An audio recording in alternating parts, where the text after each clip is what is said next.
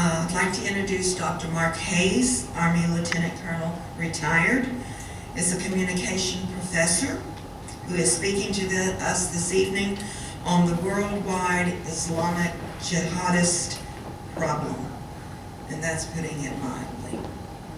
Dr. Hayes has extensively researched this subject, and the facts he is presenting tonight will confound you when you compare it to what is being reported in the media.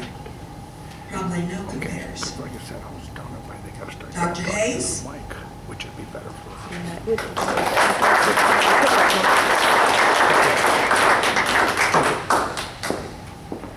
I don't think I'll need a microphone. Can everybody hear me in the back? Yes. All right. You're good. All right.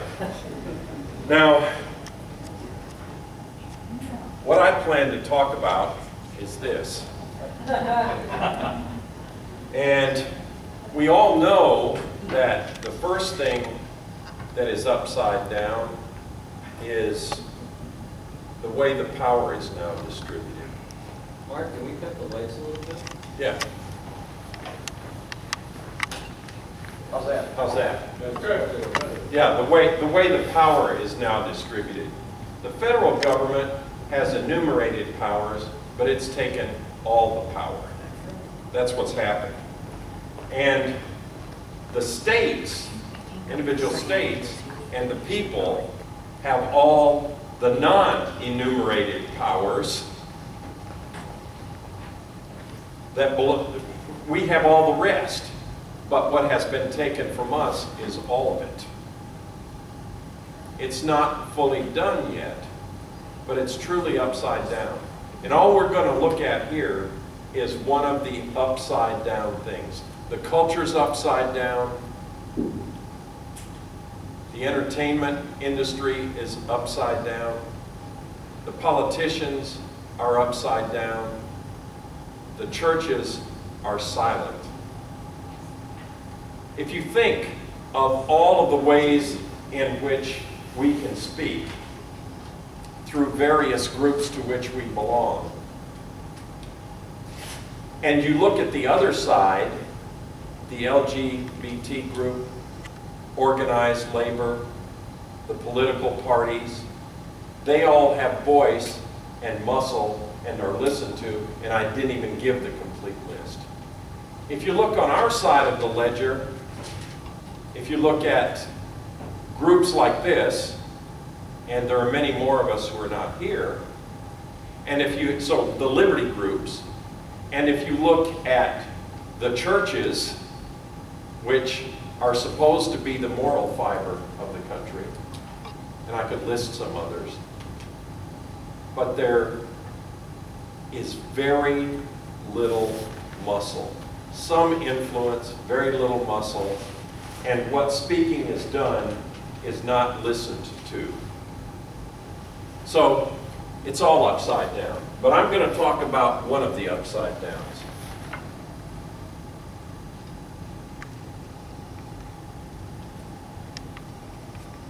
This explains how the parties have Anarchy gone. is no government and doesn't make sense at all. On the far left, you have socialism, communism, and Nazism. All systems that have a socialist form of government with only slight variances between them. Traditionally, Republicans were slightly to the right of center, and Democrats were slightly to the left. In recent years, though, through the radical influence of the media, Hollywood, and the multitude of Marxist professors in our universities, both parties have slid to the left, with the Democrats going so far they have openly joined hand in hand with the radicals. That's why they all work together. All the groups on the left now have the same goal, a socialist America. Okay, now, if the Republicans were over where they should be, they'd be right against the Democrats. He didn't move them over far enough. And the Islamists are over there as well. And so when I say the Republicans, I'm referring to the part of the Republican Party that we call the establishment. That's over there right with them. They are not on our side. They are not on our side. McConnell has made that clear. And he's punishing, let's see, Matt Bevin now, that he's running for office. Boehner, you know, same deal. He punished all of the ones who would oppose him in any way. So everything has moved over to the left, and what I would like that line to do is just tip up, because it's upside down. And the people, in general, are almost nowhere to be found. Right, that's true. Okay, so if you were to take that center, that's where the Constitution would be. It's neither big government nor the absence of government on the right. But in reality, the main emphasis of the KGB is not in the area Political of intelligence at all. According to my opinion and opinion of many defectors of my caliber, only about 15% of time, money, and manpower is spent on espionage as such. The other 85% is a slow process which we call either ideological subversion or active measures, активные мероприятия in the language of the KGB, or psychological warfare. What it basically means is to change the perception of reality of every American to such an extent that despite of the abundance of information, no one is able to come to sensible conclusions in the interest of defending themselves, their families, their community, and their country. It's a great brainwashing process which goes very slow, and it's divided in 4 basic stages. The first one being demoralization. It takes from 15 to 20 years to demoralize a nation. Why that many years?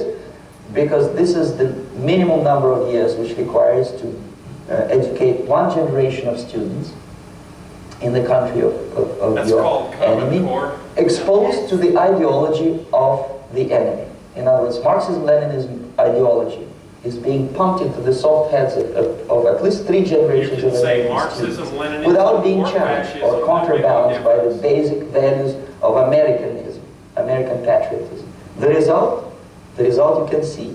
Most of the people who graduated in the 60s, dropouts or half-baked intellectuals, are now occupying the positions of power in the government, civil service, business, mass media, educational system.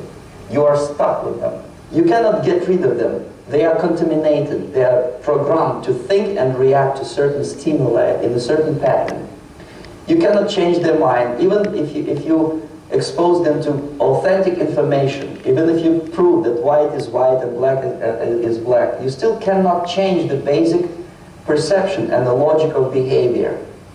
In other words, these people, the process of demoralization is complete and irreversible. To get rid society of these people, you need another 20 or 15 years to educate a new generation of patriotically minded and common sense people who would be acting in favor and in the interests of the United States society. And yet these people have been programmed and, as you say, in place, and who are favorable to an opening with the Soviet concept. Mm-hmm. These are the very people who would be marked for extermination in this country. Most of them, yes. Simply because the psychological shock when they will see in future what the beautiful society of equality and social justice means in practice, obviously they will revolt. They will be very unhappy, frustrated people. And the Marxist-Leninist regime does not tolerate these people. Obviously they will join the links of dissenters, dissidents. Unlike in present United States, there will be no place for dissent in future Marxist-Leninist America. Here you can get popular like Daniel Ellsberg and filthy rich like Jane Fonda for being dissident, for criticizing your Pentagon. In future, these people will be simply squashed like cockroaches. Nobody is going to pay them nothing for their beautiful, noble ideas of equality. This they don't understand, and it will be greatest shock for them, of course. The demoralization process in the United States is basically completed already. For the last 25 years, Actually, it's overfulfilled because demoralization now reaches such areas where previously not even Comrade Andropov and all his experts would even dream of such a tremendous success. Most of it is done by Americans to Americans, thanks to lack of moral standards. As I mentioned before, exposure to true information does not matter anymore.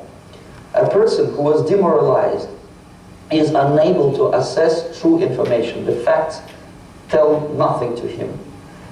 Even if I shower him with information, with authentic proof, with documents, with pictures, even if I take him by force to the Soviet Union and show him concentration camp, he will refuse to believe it until he is going to receive a kick in his fat bottom. When a military boot crashes, then he will understand, but not before that. That's the tragic of the situation of demoralization.